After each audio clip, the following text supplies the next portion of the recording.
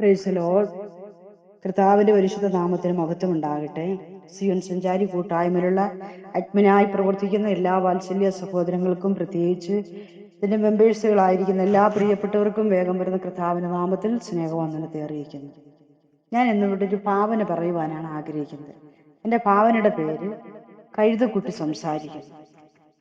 ഞാൻ ജനിച്ചതും വളർന്നതുമെല്ലാം ബദാനിക്ക് സമീപമുള്ള ഒരു ചെറിയ ഗ്രാമത്തിലാണ്. എനിക്ക് കുലശ്രേഷ്ഠതയും പാരമ്പര്യവും ഒട്ടും പറയുവാനില്ല. ഞാനൊരു താണ ജാതിയിലാണ് ജനിച്ചത്. ഒരു ദിവസം ഞാനും എൻ്റെ അമ്മയും കൂടെ ഭക്ഷണം കഴിച്ചുകൊണ്ടിരിക്കുകയാണ്. പെട്ടെന്ന് രണ്ടുപേർ അങ്ങോട്ട് ധൃതിയിൽ ഓടി വരുന്നു. ആ ഓടി വന്ന രണ്ടുപേർ എൻ്റെ അടുക്കലേക്കാണ് വരുന്നത്. അവർ വന്ന പാടെ എൻ്റെ കയറഴിച്ചും കൊണ്ട് നടക്കുകയാണ്. ഇത് കണ്ടു നിന്ന അമ്മ അലറി വിളിച്ച്, "ഏയ്, നിങ്ങൾ എന്താണ് ചെയ്യുന്നത്? ഇവര് നിങ്ങൾ എവിടേക്ക് കൊണ്ടുപോകുന്നു?" എന്ന് ചോദിച്ചു. അവർ ഇത്രയും പറഞ്ഞു, ഞങ്ങളുടെ കർത്താവിന് ഇവനെ കൊണ്ട് ആവശ്യമുണ്ട് എന്ന് മാത്രം പറഞ്ഞ് എന്നെയും കൊണ്ട് മുൻപോട്ട് നടക്കുകയാണ്. ഞാനാണെങ്കിൽ ആകെ ഭയന്നു വിറച്ച് ഇവർക്കൊപ്പം അന്താളിച്ച് നടക്കുകയാണ്. എന്താണ് സംഭവിക്കുന്നതെന്ന് ചിന്തിക്കാൻ കൂടെ എനിക്ക് സമയം ലഭിച്ചില്ല. അവർ എന്നെയും കൊണ്ട് നടന്ന് ഒടുവിൽ യേശു കർത്താവിന്റെ അടുക്കൽ എന്നെ കൊണ്ടുവന്നാക്കി. ഞാൻ ആ കർത്താവിനെ ഒന്ന് നോക്കി. അവന്റെ മുഖത്തിന്റെ സൗന്ദര്യം, ആ കണ്ണുകളുടെ തിളക്കം, ആ മുഖത്തിന്റെ ഒരു സൗമ്യത, ആ പാവമല്ല ഒന്ന് കാണേണ്ടത് തന്നെ. എന്നെ കൊണ്ടുവന്ന് കർത്താവിന്റെ മുമ്പിൽ നിർത്തി. ഉടനെ എന്റെ മുകളിൽ മനോഹരമായ വസ്ത്രങ്ങൾ ഇട്ട്.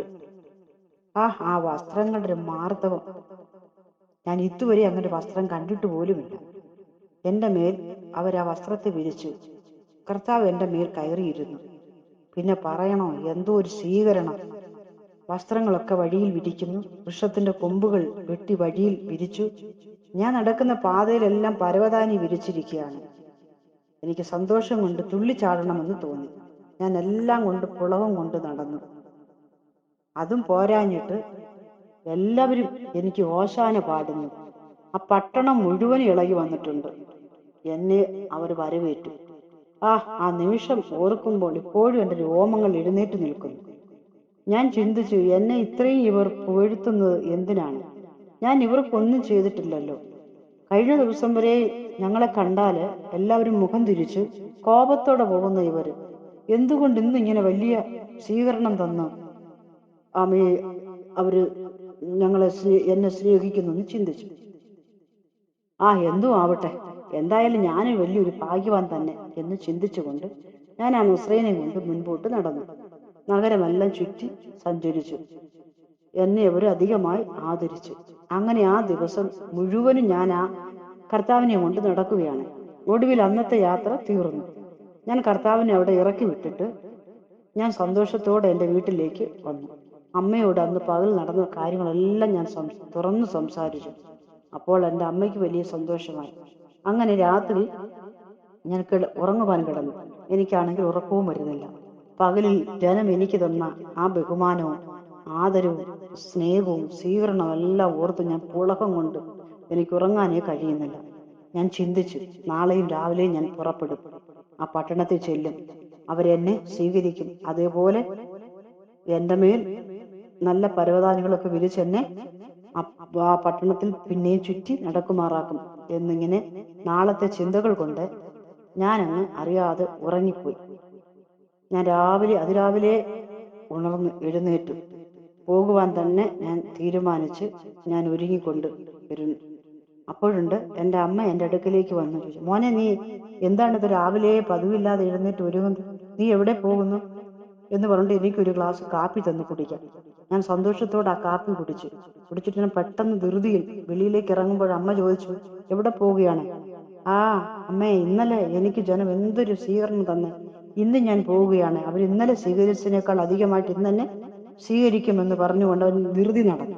അപ്പൊ അമ്മ പിറകിൽ നിന്ന് വിളിച്ചു പറഞ്ഞു, "മോനെ, പോകരുത്.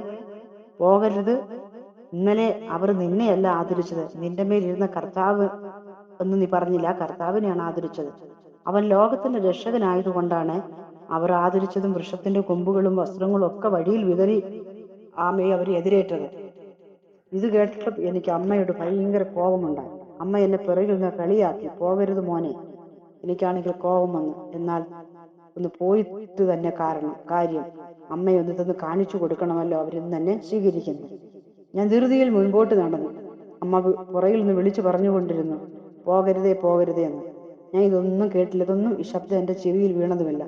എനിക്ക് എൻ്റെ ചിന്ത മുഴുവന് കഴിഞ്ഞ ദിവസം എന്നെ ആ ജനം സ്വീകരിച്ചത് മാത്രമേ എൻ്റെ ഉണ്ടായിരുന്നുള്ളൂ. ഞാൻ വേഗം പട്ടണത്തിൽ ചെന്നു. പട്ടണത്തിലെങ്ങും ആരെയും കാണുന്നില്ല. ഞാൻ കുറച്ചുകൂടെ മുൻപോട്ട് നടന്നുപോയി. അപ്പോൾ അവിടെ ഇവിടെയൊക്കെ ആളുകൾ നിൽക്കുന്നുണ്ട്. ആരും എന്നെ കണ്ടിട്ട് ഗവനിക്കുന്നില്ല, ശ്രദ്ധിക്കുന്നില്ല. എന്നെ കണ്ടിട്ട് അനേകര് മുഖം തിരിച്ചു പോകുന്നു. ചിലർ കോപത്തോടെ മുഖം മാറ്റുന്നു. ഇതെല്ലാം കണ്ടിട്ട് എനിക്ക് കോപം വന്നു. ആരും എന്നെ ശ്രദ്ധിക്കാത്തതുകൊണ്ട് ഞാൻ അവിടെ നിന്നുകൊണ്ട് അലറി ഓരിയിടുവാൻ തുടങ്ങി.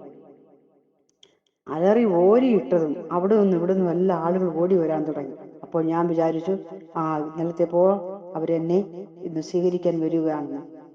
കുറച്ച് നിമിഷം എന്ത് സംഭവിച്ചെന്ന് എനിക്ക് ചിന്തിക്കുവാൻ കൂടെ കഴിഞ്ഞില്ല. വന്നത് പെട്ടെന്ന് എല്ലാം കഴിഞ്ഞു. ഞാൻ അടിയും ഇടിയും കൊണ്ട് അവശനായി ബോധം കെട്ട് നിലത്ത് വീണു. ഞാൻ എത്ര നേരം അങ്ങനെ ബോധം കെട്ട് കിടന്നു എന്നുള്ളത് എനിക്ക് ഓർമ്മയില്ല.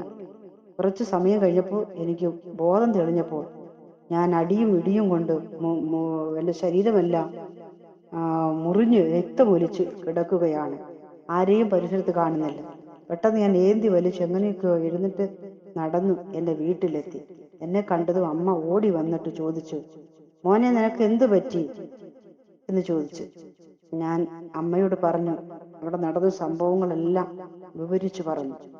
അപ്പോഴമ്മ എന്നോട് പറഞ്ഞു, ഞാൻ നിന്നോട് അന്നേരെ പറഞ്ഞില്ലേ മോനെ പോകരുതേ.